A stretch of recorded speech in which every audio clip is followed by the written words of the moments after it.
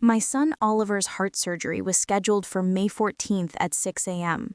He was 7 years old, terrified, and facing a 4-hour procedure to repair a congenital valve defect. I told my family about it 6 weeks in advance. I called everyone personally, explained how serious it was, how scared Oliver was, and how much we could use their support. My mother promised she'd be there. Of course, sweetheart, we'll all be there. Oliver needs his family. My sister Diane said she'd take the day off work. My brother Marcus said he'd drive down from Portland. My father said he'd bring Oliver's favorite stuffed animal. The night before surgery, Oliver couldn't sleep. "Will Grandma really be there when I wake up?" he asked, his small hand gripping mine. "She promised, buddy. Everyone promised." "What if I don't wake up?" My heart broke.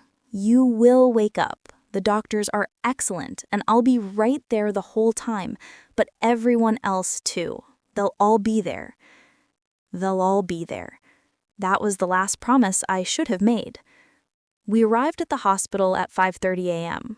Oliver was brave through check-in, changing into his gown and meeting the anesthesiologist, but his eyes kept darting to the waiting room entrance. "Where's Grandma?"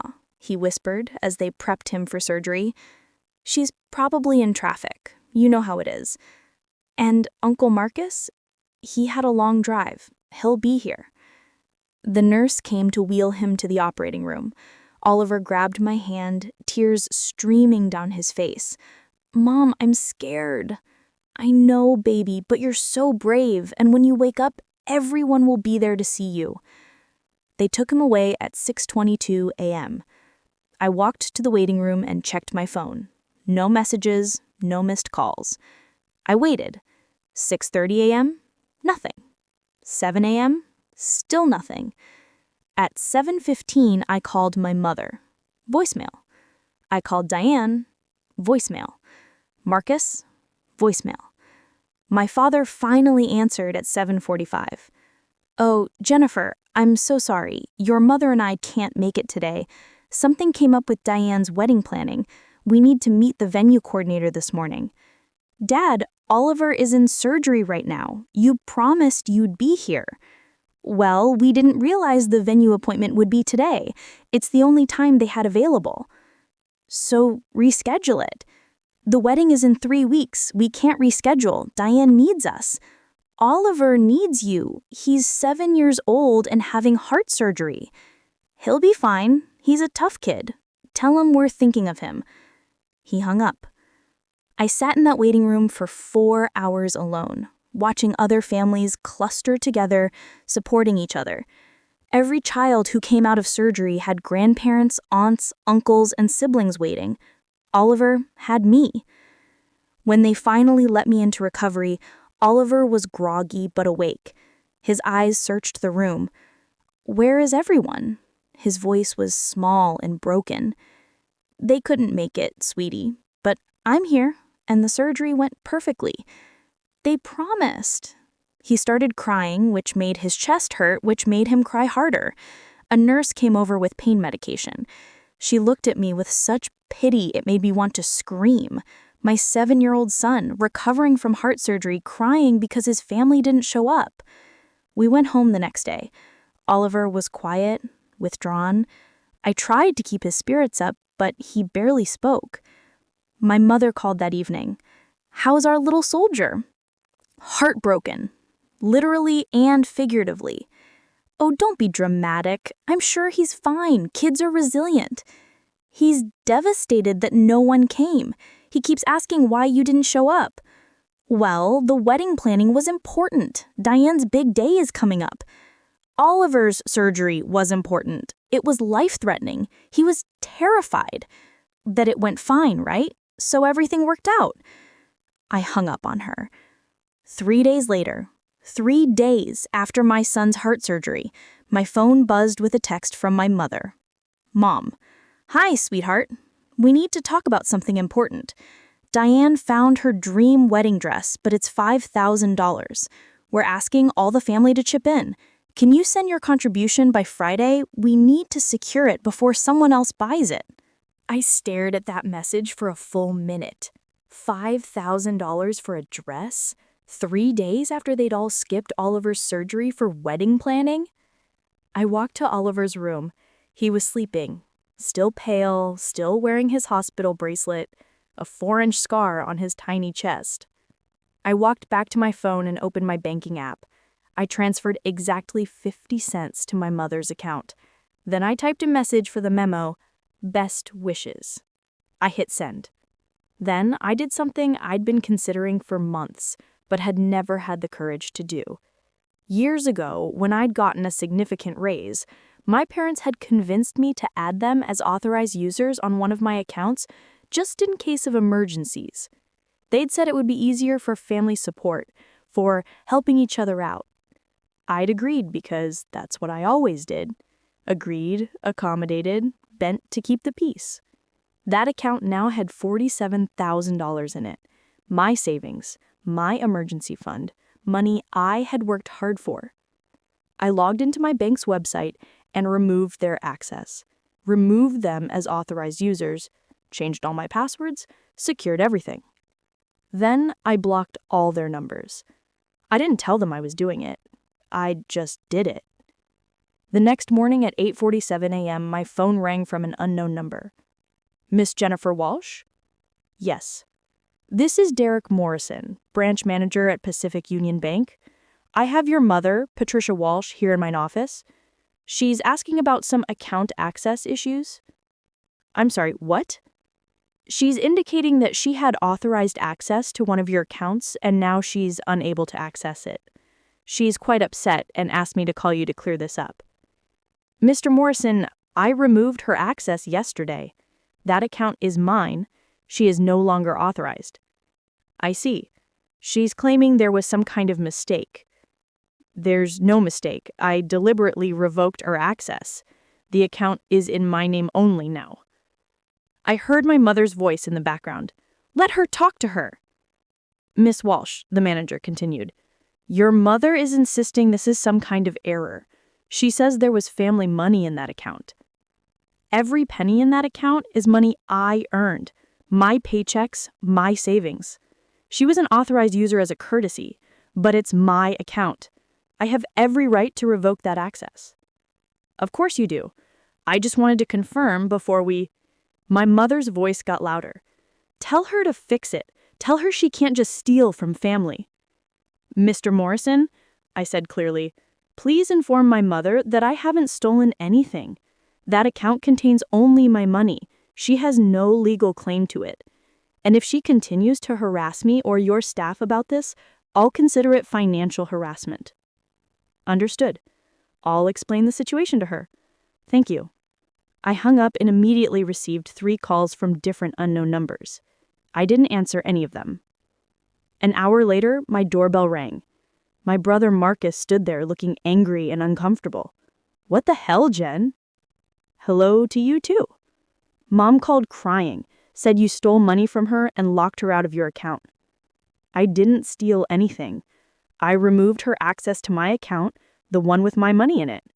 She says there was family money. There wasn't. Every dollar in that account came from my paychecks. She was an authorized user for emergencies, but apparently emergencies don't include my son's heart surgery.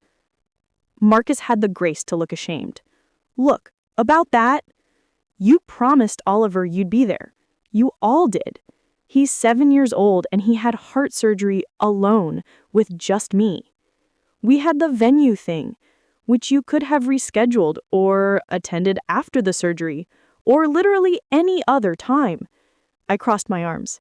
But you chose a wedding venue walkthrough over a 7-year-old's heart surgery. And now you're all shocked that I won't hand over $5,000 for Diane's dress. It's for family. Oliver is family. Where was the family support when he needed it? Where were you when he came out of surgery asking why nobody came? He asked that. Of course he asked that. You all promised. He went into heart surgery believing his family would be there, and he woke up to find out none of you cared enough to show up. Marcus rubbed his face. Mom said it was a routine surgery.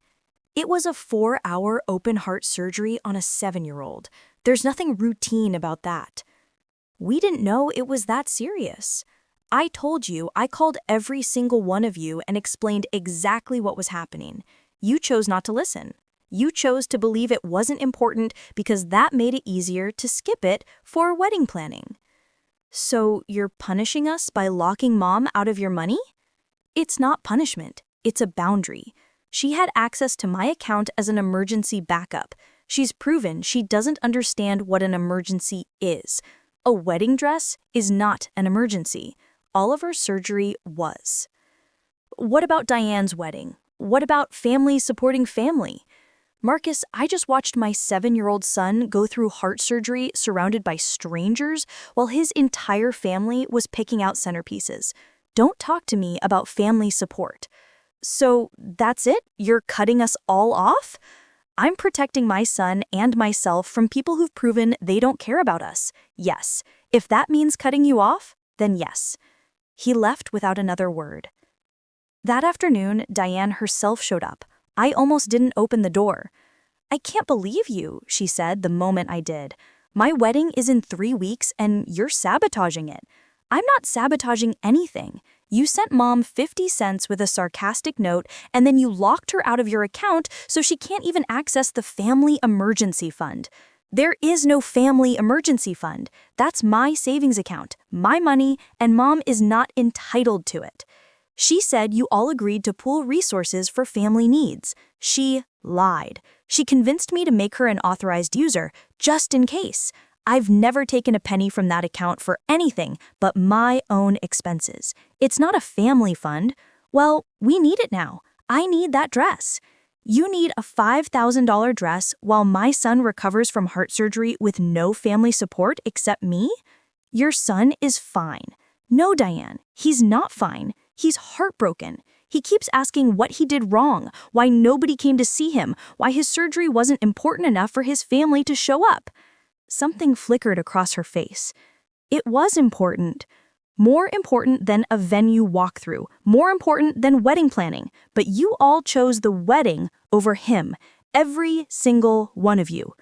We didn't mean to hurt him, but you did. You all promised you'd be there. He went into surgery believing that, and he woke up alone, except for me. I'm sorry, Diane said quietly. I really am. I didn't think about how it would affect him. Because you didn't think about him at all. You thought about your wedding, just like you're thinking about it now. You're not here because you care that Oliver is hurt. You're here because I won't fund your dress. That's not fair. Neither is asking me for $5,000 3 days after you all abandoned my son during heart surgery. Mom said you could afford it.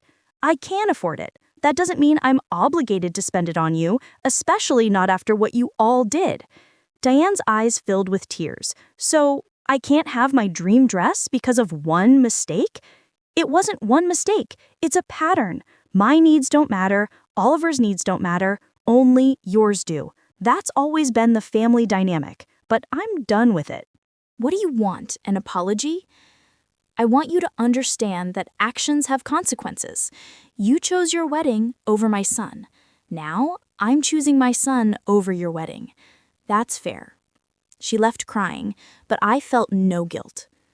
Over the next week, I received calls from relatives I hadn't heard from in years, all taking my family's side, all explaining why I was being unreasonable. I blocked every single one. My father sent a long email about family obligations and disappointing him. I deleted it without finishing. My mother tried to show up at my workplace. Security escorted her out after I declined to meet with her. Through it all, I focused on Oliver, his recovery, his physical therapy, his emotional healing. "Mom," he asked one night, "why didn't they come?" "Because they made a bad choice. They thought something else was more important than you." "Was it?" Nothing is more important than you. Not to me. And you know what? You don't need people who think weddings are more important than your health. You deserve better than that." "Do you think they'll ever say sorry?" "Maybe someday, but even if they do, that doesn't mean we have to let them hurt us again." "So we don't have to see them?" "Not if you don't want to." He thought about that. "I don't want to. They made me sad." "Then we won't see them. It's okay to protect yourself from people who hurt you, even if they're family." Even Grandma? Even Grandma. He hugged me. Good, I like it when it's justice anyway. 2 months passed. Oliver healed beautifully.